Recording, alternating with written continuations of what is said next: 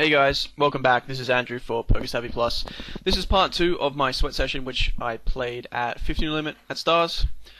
This was played on a Monday. If you've seen part 1, you already know that these tables are mostly full of nit grinders, couple of fish. We've been going through a couple of interesting hands so far.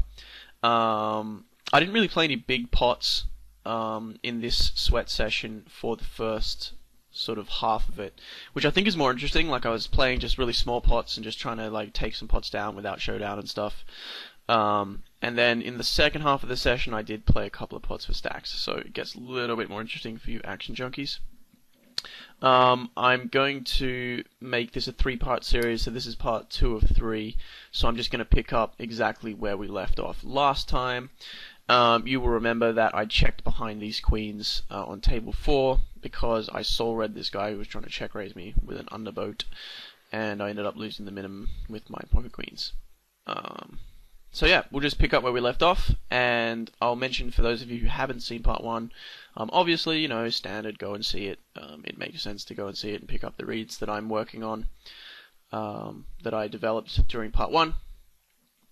But I should mention to you, for those people who are too lazy to go and watch part 1, that I'm playing a little bit looser than I normally would, hence the King 9 open, although it's not that bad because I'm in the effective cutoff. But I'm playing a little bit looser than normal, so I'm opening some hands where I normally wouldn't, and I'm 3-betting a little bit more, just to kind of see how it goes. Just opening up a little bit, and hopefully getting into some interesting spots.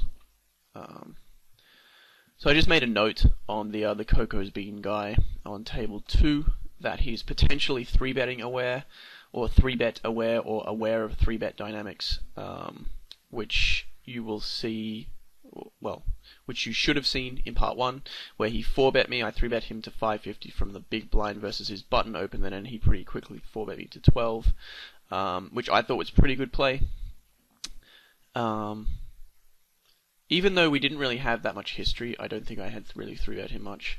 But anyway, I just took a note that potentially he sort of knows how to defend against light 3-bets. I may be reading into it a little bit too much, just because I didn't see his hand and he could have had anything.